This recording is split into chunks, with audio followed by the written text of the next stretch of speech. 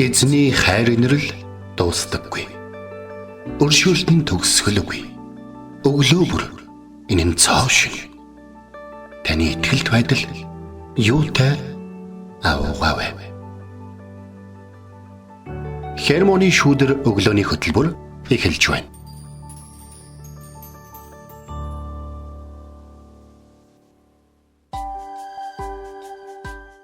Өглөөний мэнд. Өглөөний мэнд. Итгэл радиогийн эфирээс Хермоны шүдэр өглөөний хөтөлбөр инхөө эхэлж байна. Эфирт пастор Сайна болон хөтлөгч Бэлгэнээр ажиллаж байна. Сонсогч та сайхан амарсан уу? Танд өглөөний мэндийг хүргэе. Гадаа сайхан сэрүүхэн салхитай өглөө. Тийм, маш гоё өглөө. Ийм өглөө дуртай шин. Тийм, яг одоо их халуун биш, хит хүүтэн биш те. Яг ийм өглөө их гоё байдаг шүү гэж. За 15 настайгаас хойш юм ер нь өглөө болгон эрт ажилдаа явдаг болсон байна. Ер нь ажилдаа эрт очих дуртай. Баг багта хичээл дээр эрт очих дуртай байдаг байсан.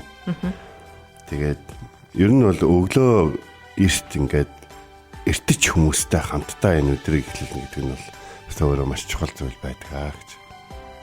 Тийм шүү дээ. Бодогдгийг. Тэгээд өглөө бүрийг бас эзний заасан залбирлаар бид нэр заримдаа эхлүүлдэг шүү дээ. Тэгээд бурхан танд нь талархан залбирч өнөөдөр өгөгдөх зүйлсийн төлөө тийм эзэн талархан залбирна гэдэг ямар чухал хэлээ.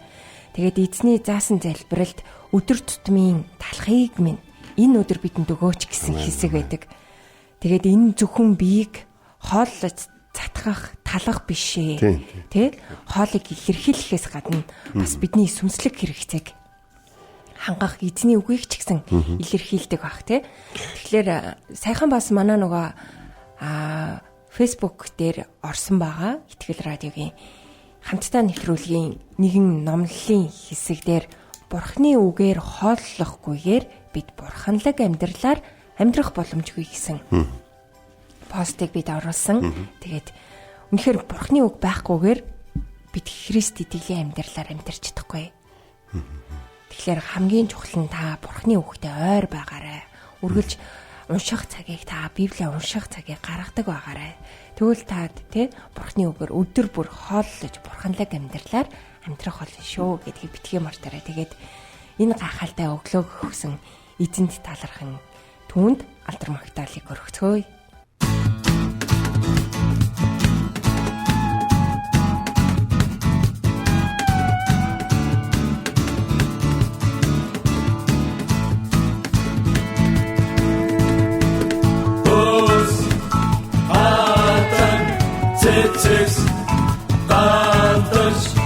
Эсний үгийн мохимо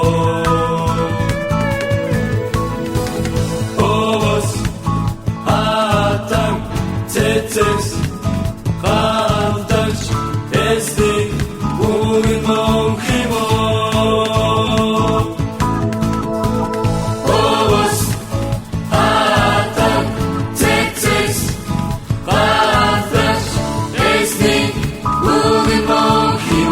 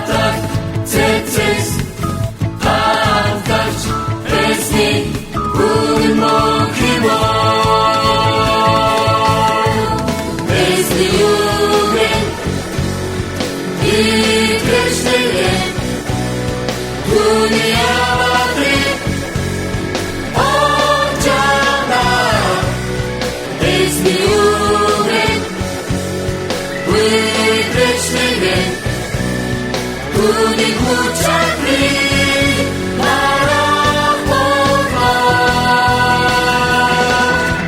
эзний үгээр мөнхимөө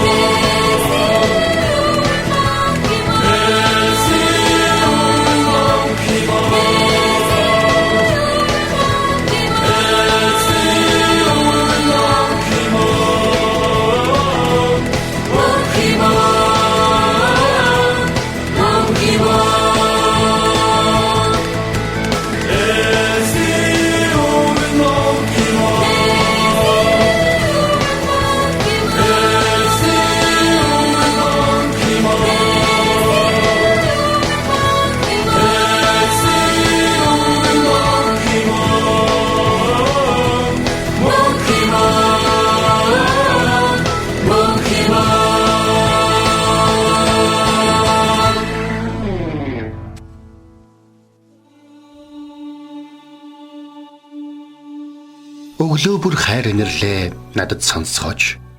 Танд л би итгэдэг үлээ. Явах замыг минь надад зааж өгөөч.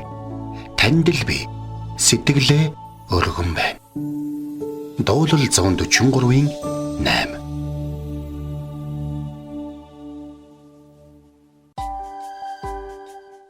За бид өнөөдөр хамтдаа Ром 15-ын 4-р эсхийг хамт харна. За Ром 15-ын 4-р эсхтэр нэлээд чухал сэдвийг бол хөндөж байгаа. За тэр нь бол юу гэхээр бичээсийн талаар юу гэж бодох ёстой вэ гэдэг талаар. За уншъя. Есүс үед бичигдсэн аливаа зүйлс нь биднийг сургахын тулд бичигдсэн юм. Ингэснээр бичвэрийн дэвчээр болон урамшууллаар дамжин бидэнд найдвар байх юм а гэж. Тэгэхээр саяхан би нэгэн бичиг баримтаа ингээд танилцж явах үед нөгөө өрийн бичиг баримт байсан байхгүй.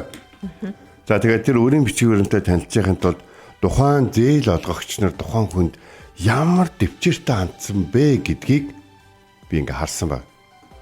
За ингээд гэрээ явуулсан, хоёр талаас заа гэсэн, дараад нөгөөх нь нөгөө төлөстэй өнөө заа гэсэндээ хүрээгүй учраас нөгөө хүмүүс нь боломж олгосон, зөөлрүүлсэн, тарааж байрлуулсан те. Янз бүрийн арга хэмжээнүүд авсан боловч тухай болгон дээр өөрлөн зөөлөрч ирэх тусам заа гэсэн боловч юусаа заадаа өрөх гэсэн. Тэгээд би тэр нэг ингээд эхэнтэй бол хоёрхан хуудас нэг юм санхүүгийн гэрээ байсан тэр зүйл нь дараад нь юм шаардах бичиг болоо те. Тэгээд дараад нь зарлан доотх болоо. Тэгээд дараад нь дахин шинжилсэн гэрээ болоо те. Ингээд янз бүрийн ийм зүйлүүдийг би ингээд харж байхдаа юу гэж бодсон бэхээр тэр нөгөө нэг энэ эрхтэй давуу эрхтэй байгаа хэрнээ тэрийг хүчээр хэрэглэхгүйгээр ямар их одоо төвчээртэйгээр хандж байна гэж. Тэгэхээр энэ бол ингээд нийгмийн харилцаан дээр хүртэл харагддаг зүйл байна. Гэтэл бурхны хуулийн дээр бол энд ингэж бичигдсэн байна. Эрт үед бичигдсэн аливаа зүйлс нь биднийг сургахын тулд бичигдсэн юм а гэж хэлсэн. Тэгэхээр эртний Израилийн удирдагч одоо Мосегээр дамжуулан эзэн санаа олонд бол хуулиудаа бол өгсөн байдیں۔ Тэгэхээр Мосегийн хуулиудыг ингээд харахаар одоо ингээд ерөнхийдөө 3 хэсэгт хуваагдаад байдаг байхгүй. За ёс суртахууны хууль, иргэний хууль, за тэгээ ёс заншилтай холбоотой хууль гэж. За тэгэхээр ёс суртахууны хууль нь бол цэвэр бурхантай холбоотой байдаг гэсэн. Бидний бурхан эзэн бол ийм эзэн гэж. Тэгэхээр ялангуяа Египтээс гарсан номын 21 дээр юу гэж яддаг вэ гэхээр бурхан энэ үгийг айлтсан шүү гэж нөгөө Мөсө бүх нөгөө танилцуулсан хуулиа хэлээд байгаа байхгүй. Би бол чамайг боолчлын гэрээс Египтийн нутгаас гаргасан чиний эзэн бурхан бай. Би чамайг хайр нутагт боолчлогдож яхад чинь гаргаад эрхчлөөд хүн яаж амьдрах, бурхантайгаа хамт алхах, амьдрах боломжтой гэдгийг зааж сургасан чиний аврагч, бас чиний хамгаалагч, чиний хангагч, чиний одоо эзэн бурхан чинь байна гэдэг. Тэр үгийг бурхан хэлсэн гэж хэлсэн. Тэгэхээр ариун амьдралд зориулсан хууль гэсэн үг л дээ. Энэ бурхны одоо энэ ёс суртахууны хууль гэдэг нь. Бид нэг зүйлийг маш их ингээд ойлгоод авчих хэрэгтэй. Библи бол бурхантай хэрхэн харилцаатай байх вэ гэдэг зүйлд биднийг ятгах байгаа. Тэгэхээс ш одоо юу гэдгийг за энтхийн 32 модон үний үлгэр гээд байдаг байхгүй. Тэр 32 модон үний үлгэр дээр ингээд бүр янз бүрийн үлгэрүүд байдаг. 32 тэгээд бас одоо юу гэдгийг 1001 шүний үлгэр гээд байна. 1001 шүний үлгэртэй ингээд бас янз бүрийн үлгэрүүд ингээд байж идэг. Ганцхан нэг тэр Шахризад гэдэг хатан хааны ганцхан үлгэр бол биш байдаг. Тэгвэл хэрэв бид ингээд Библийг бичээсийг ингээд харах юм бол хамгийн түрүүнд Бурхан гэж хинбэ, түүнтэй хэрхэн харилцах ёстой вэ? Түүнтэй хамт ариун амьдралаар яаж амьдрах вэ гэдгийг бол хэлсэн. За нөгөө талаар бол яасан бэхээр мэдээж Египтээс гарсны дараа тэд нар өөрсдөө улс үндэстэн болсон байхгүй. Нэг улсын боол үйжсэн хүмүүс өөрсдөө тусдаа гараад өөрсдөө нэг үндэстэн, нэг улс болсон. Гэхдээ хаананд Бурхан байсан. Хаананд Бурхан байсан учраас тэд нар яах хэрэгтэй болж байгаа вэ гэхээр нийгмийн харилцаа хийгээд одоо хууль ёсны хоорондын харилцаа тэр зохицуултууд нь бүгдээрээ Бурханы хуулийн дагуу Бурханд тааламжтайгаар байхаар бичигдсэн байна. Тэгэхээр энэ нь бол маш чухал зүйл байна. За мэдээж дараагийнхан зүйл нь бол Израильчуудад зааж өгсөн Бурхан өөрийг нь хүндэтгэн те өөрийнх нь ард түмэн өрөөгдөж эвээгдэхийн тулд те Бурхантайгаа хэрхэн харилцаатай байх вэ? Ариун асартай болоод те удирдагчдтай бас дахилтай хэрхэн холбогдох вэ гэдэг зүйлүүдийг заацсан ийм хуулиуд байсан. Тэгэхээр энэ Ром 15-ын 4 дээр одоо Паулийн хэлээд байгаа эрт үед аливаа зүйлс нь биднийг сурахын тулд бичигдсэн юм а гэж хэлж байна. Эрт дээр үед хүмүүс яасна намар байсан бэхээр боол үйж байгаа чөлөөлөгдсөн хүмүүст хийх юмыг шууд заагаад өгсөн намар байсан. Бас хийхгүй зүйлүүдийг шууд хэлээд өгсөн намар байсан. Тэднийг өөрсдөө мэдгэж орхиж болохгүй байсан. Тэд нар өөрсдөө мэдхээр өдөртөгчин 40 хоног уулан дээр мацаг барайл эзэнтэй ярилцж байгаад буугаад ирэхэд алтан тоглол хийчихэд байсан. Өдөртөгчний хэсэг хугацаагаар л ингээд нэг заавар зөвлөгөө өгөн гутлаар заавар зөвлөгөөнд нь ийм юм биш үү, тийм юм биш үү гэсэн бодол ороод ирэн гутал зөрөөл эхэлдэг тийм зөрүүд арт юм биш. Тэгээд бидний Ром номыг уншиж явах үедээ Ромын талаар хэлсэн нэг үгийг санаж явах хэрэгтэй гэж бол хэлжсэн. Шинэ гэрээ бүгж бол Ром ном шигтгэн юм а гэж. Тэгээ би энийг шигтгээтэй бүгж ингээд харах болгонтой ингээд сандаг байхгүй. Тэгээд яг ингээд нэг хормын үеэр ч юм уу эсвэл ингээд даан баярын үеэр ч юм уу ингээд бүгж ингээд сонирхоод ингээд явж байгаа үед шигтгээтэй бүгж харах болгонд яг энэ ишлэл ингээд санаанд ороод байд. Яг энэ зүйлээс болоод би сайн мэдээнээс ичихгүй гэдэг эзний үгийг санаж явахын тулд хүртэл тийм шигтгээтэй бүгж хүртэл байдаг юм байлээ. Ер нь бол тэгтээ өнөөдөр сэдвээс хазаахаас өмнө нэг юм хэлгээд эрт дээр бичигдсэн бүх үгс нь биднийг сургахын тулд бичигдсэн. Харин ингэснээр бичвэрийн дэвчээр гэдэг үг энд гараад ирсэн. Бичвэрийн дэвчээр гэж яг юу юм бэ? Тэ? Бичвэр яагаад дэвчээртэй хандаад байгаа юм гэж. Тэгвэл тэр бичвэрийн дэвчээр гэдэг чинь юуны талаар яриад байгаа гэхээр Есүс Христийн талаар болон Бурхны авралын төлөвлөгөөний талаар яриад байгаа юм а гэдгийг бид нар ойлгоод авч хэрэгтэй. Хуучин гэрээ болон шинэ гэрээ хоёуланд нь Бурхан ба түүний үгэнд зориулагдсан итгэлийн талаар болоод түүнд дуулууртай байснараа ямар их өршөөлийг хүртэж ямар их эвээгдэг тухай бол гардаг байгаа. Тийм учраас Паул бол өөрөө хуучин гэрээний асар өндөр мэдлэгтэй байсан хүнийхээ хувьд бол яаж байгаа вэ гэхээр та нарт одоо миний яриад байгаа зүйл зүгээр Есүс одоо Израилийн нутгаар номлож эхэлснээс хойш яригдаад байгаа зүйл ерөөсөө биш байхгүй юу? Энэ бол Бурхны өршөөлийн тухай энэ Есүс Христийг илгээсэн Бурхан ямар зүрх сэтгэлтэй өөрийнхөө ард түмнийг авч үлдэхийн тулд өөрийнхөө ард түмэнд одоо хэлсэн үгэндээ болон амласан зүйлстэй тэдэнд үзүүлсэн өршөөлтөө үнэнч өөрчлөгдөхүй чанар мөн чанарынхаа дотор байхын тулд хүмүүсийг хайрлахын тулд ямар их төвчээрийг түүхийн туршид гаргаж ирсэн бэ гэдгийг бид одоо Библиэс ялангуяа Библийн төгөөдөөс харах боломжтой гэдгийг л харж байгаа байхгүй. Төрөний ихэнд дурсан чиг аливаа хавтас тэрэгтэй ингээд ихэндээ нэмгэн байжгаад тэгээд дараад нь ингээд шийдвэрлэх гэсэн янз бүрийн хүмүүсийн оролдлого, янз бүрийн хүмүүс зогсоох гэж оролцсон боловч ингэх гэж оролцсон боловч тохирлох гэж оролцсон боловч би өөртөө санал болгох гэж оролцсон боловч гэдэг энэ дэвчээртэй энэ хандлагуудыг ингээд хүмүүс харж агаад за аргагүй юм байна. За энэ үнэхээр аргагүй байна. Одоо яаж одоо ингээд хахад сонсохгүй байгаа ч юм уу ингээд хахад шийдэхгүй байгаа хүнийг одоо хүнтэй тохиролцох гээд ингээд явж явах вэ гэж хүмүүс эцтэй хатуурн шийддэг шиг бидний эзэн бурхны хувьд ч гэсэн бүхий л дүрмээ бидэнд танилцуулсан. Тэр дүрмүүд нь биднийг унгаах зорилготой биш. Харин биднийг аврах зорилготой байсан. Тэр дүрмүүд нь биднийг хүмүүсийн өмнө муу харагдуулах зорилготой биш. Харин өөрийгөө биднийг хэрэг харилдаг вэ гэдгийг харуулах зорилготой байсан гэдгийг бид нар санаж авах хэрэгтэй. Бид урд нь Паулийн захиаг уншиж явах үедээ Паул Ромд очиагүй байхдаа энэ захиаг бичсэн гэдгийг ярьж ирсэн шүү дээ. Паул Ромд очиагүй. Гэхдээ Паул бол төрхөөсөө Ромын иргэн байсан. Паул бол нэг талаар Ромын иргэн байсан боловч цэвэр грек Ром гаралтай хүн бол байгаагүй. Паул бол еврей хүн байсан. Тийм учраас тэр багаасаа еврей шашны хүнд хэцүү хатуу чанд юунууд дотор дүрм журмууд дотор өсөж хүмүүжсэн байсан. Гэр бүлийнхний түүнийг энэ бол ер нь евдийн шашнаар явах юм бол нэлээд карьертэй байх боломжтой шүү гэж бодоод Иерусалимийн Санхедрины зөвлөлийн урдаа барьдаг хамгийн мундаг одоогоор бол PhD захирал академич Гамамел гэдэг хүнийг шав оруулсан байсан. Энэ утгаараа Паул хэдийгээр ромчууд захирч Ромын ёс журам, Ромын хууль, Ромын түүх хамгийн их модонд орж ирсэн боловч Бурхны талаар өгүүлдэг хуучин гэрээний түүхийг хамгийн хайрладаг, мэддэг байсан.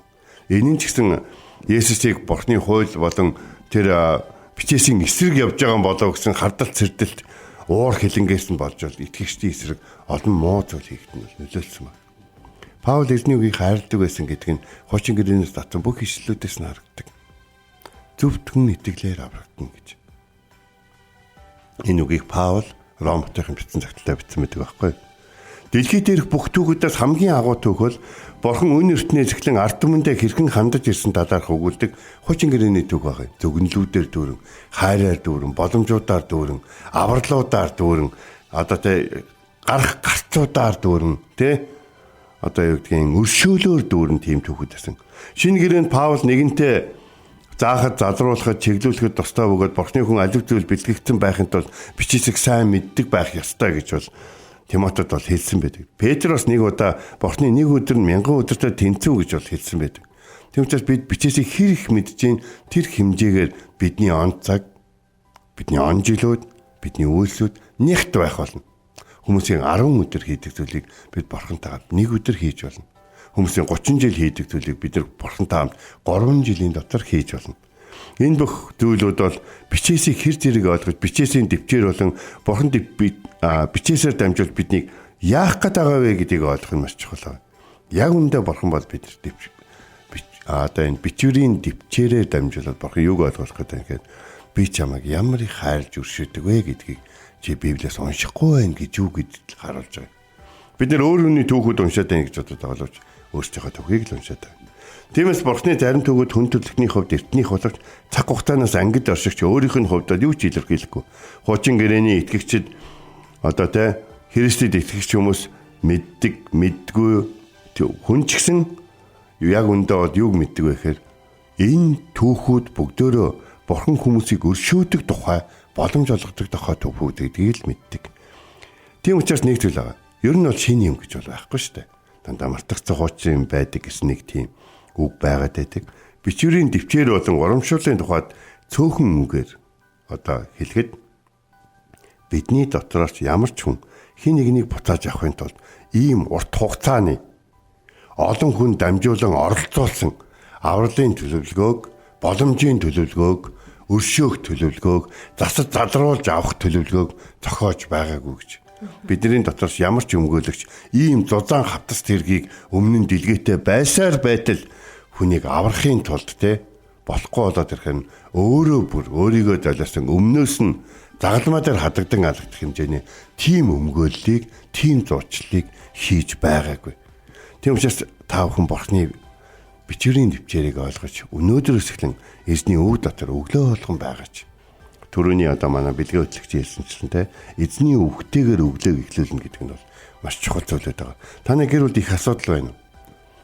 Их асуудал байгаа бол та ер нь хэр зэрэг Бурхныхаар бичээсийн дагуу асуудлуудаа шийдэж ирсэн бэ гэдгийг л өнөөдөр өөрөөсөө асууж. Яг ачир дээрээ, цаг дээрээ өөр маягаар шийдээд байсан бол өнөөдөр та бичээсээр бичирсэн ерөөлүүдийг яагаад дэмий хоосон хүлээгээд байгаа юм бэ? Та юу ч тариагүй, юу ч эхлүүлээгүй юм байна штэ. Миний хувьд Бурхны нэг үг маш хүнцэнтэй байдаг. Миний Библийн өмнө бичээтэй байна. Бурхны талаарх үгс миний өмнө дэлгээтэй байдаг шиг миний талаарх үгс Бурхны өмнө дэлгээтэй байдаг. Энэ бол маш гоё үг. Тэгэхээр Бурхан бидний өмнө дэлгээтэй байгаа бичээсийг ямар удаан хугацаанд бүтээснийг бодгоолох нь тэр намайг хайрлахын тулд ямар их төсвөр төвчээрийг гаргаж ямар их өршөөлийг үзүүлж байна вэ гэдгийг бодгоолгондоо түүнийг хайрлах, түүнийг магтах сэтгэл төртгөө гэж.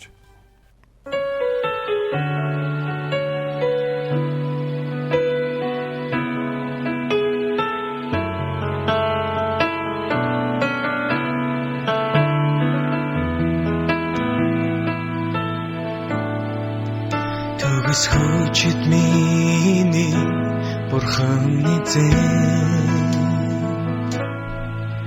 огт чадахгүй зүйлгээж нэг ч үгүй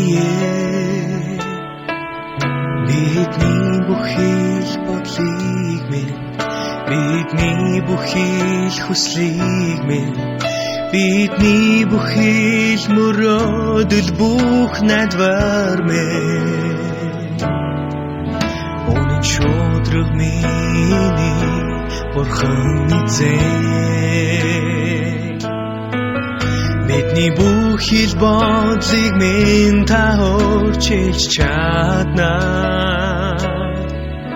Огт бүтэхгүй зүйлийг үйлдэн Өгсөн нэг амьдруулагч Эзэн тантай зүйлэхэнч үгүй Эзний үгэнд итгэж найдан гүн газар руу тороо шидэн Өнөөдөр түүний гайхамшигтай ажлыг хараарай Эзний үгэнд итгэж найдан итгэлтэйгээр тороо шидвэн Итгэж нэгэнд чадахгүй зүйл үгүй Үнэн шудраг миний Бурханы зэн Бидний бүхэл бодлыг минь та өөрчилж чадна Огт бүтэхгүй зүйлийг үйлдэн Өгсөн нэг амьдруулагч Эзэн тантай зүйлэхэнч үгүй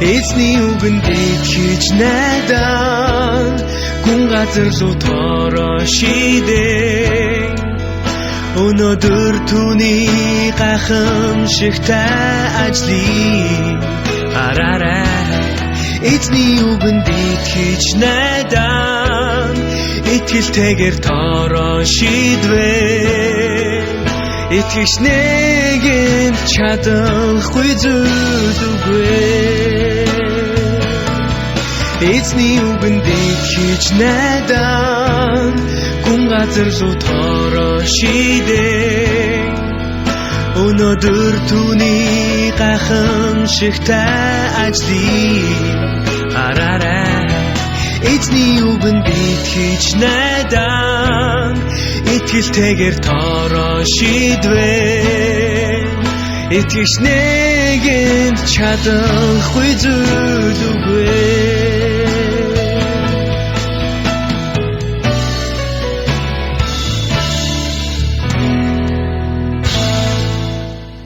Амен. Өнөөдөр бид нэр үгийн цагаараа Ром номын 15 дугаар бүлгийн 4-р ишлэлээс суралцлаа. Эрт үед бичигдсэн аливаа зүйлс нь биднийг сургахын тулд бичигдсэн юм.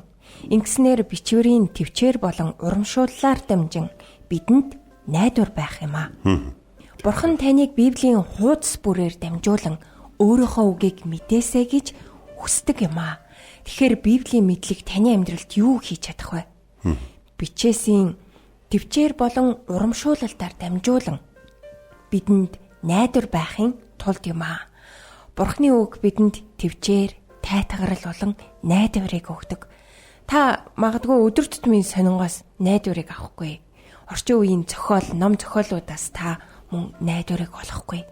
Өнөөдрийн ертөнцийг харвал ийм харанхуй те. Одоо бүдгэрэн шүү дээ.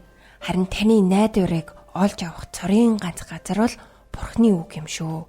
Тэгээд Бурхны үг болох Библи бидний гарт байгаа нь юутай тааламжтай, юутай завшаантай хэрэгвэ. Тэгээд та Библийг уншиж Бурхантай илүү ойр байж түүнийг таньж мэдэх цагийг заавал гаргаарай. Тэгэхээр би одоо хайчих уу гэдэг асуулт заримдаа хүний амьдралын янз бүрийн цаг тохиолддог байхгүй. Ялангуяа Христэд итгэдэггүй хүмүүсийн хувьд бол тэ хин нэг нь өвдгөөд одоо бизнесэнд дампуурхаад одоо ямар нэгэн байдлаар нөгөө дээшээ тэнгэр хоол доошоо газар хатуу тэ одоо сарваагаад хүрэх юм байхгүй те санаад зорих газар байхгүй гэдэг шиг те. Яг тийм үед итгэгч хүн энэ асуултыг нэг асуудагуд нь надад их гой санагдаад байдаг байхгүй. Нэг маш зөвхөрсөн итгэгч ихч надтай уулзж ирсэн бизнесэнд дампуурсныхаа дараа тэгээд тэр ихч юу гэж хэлсэн. Би хаашаа явахаа мэдээлээ. Би яг яах ёстойгоо юу мэдээлээ. Гэхдээ ингээд арай л зөвхрөөд арай л урмаа алдчихад байна яах вэ гэд. Тэгэл хоёулаа тэгэл яах та яах ёстойгоо мэдж байгаа. Хоёулаа яг одоо энд юу хийх ёстойгоо мэдж байгаа шин. Хоёулаа хамт залбирая. Тэгээд бас нэг зүйл та хаан явжсэн. Та над руу эргэж ирээ сайн астраа. Тэ гайгүй шүү, хонглын өдөрт гэрэл шүү, гайгүй шүү, эзэн намайг миний хөлийг хүчтэй болгоод зогсоосон шүү, гайгүй шүү гэж хэлэх хүртэл би таны төлөө залбирсаар л байх болно. Та энийг л санаа гэсэн. Удаан залбираагүй шүү. 4 хоногийн дараа л яг л эзний зам дээр үлдсэндээ тэр ихч талархаал. За яста буруу үнтэйгээ уулзаагүй нь болж байгаа гэж хэлсэнгүй. Буруу үнтэйгээ зөв үнтэйгээ уулзсан биш. Та угаасаа өөрөө зөв зам дээр явжсэн учраас тийм байхгүй юу? Эзэн таны замыг хөтлөх болно гэж хэлжсэн. Тэрнийг нь түүх санаанд орж байна. Үнэхээр гайхалтай. Тэгээд энд бас манай нэг сонсогч байна. Талархъя, шинэ өглөөд сэрэх, амьдралаа үргэлжлүүлэх эрхийг өгсөнд баярлалаа. Гэд талархлаа гэсэн байна. Бас нэг сонсогч байна. Баярлалаа. Бидэн зориулсан бичээсийг монгол хэл дээр өгсөн. Амен. Амен. Гэсэн байна. Тэгээд бас нэг сонсогч байна. Амен. Бурхны төсвөр төвчээрт талархъя гэж байна. Халелуя. Тэгээд үнэхээр эзэнт талархъя. Тэгээд энэ цагт эзний өмнө хамтдаа ярьж залбирах цагийг гаргацгаая. Эхэдэн минь таны хайр инэрл агуу илээ. Та биднийг зааж сургаж, та биднийг дэвчээрт болон урамшуулаар дамжуулан та биднэрт найдварыг үргэлжлүүлдэхийг хүсдэг.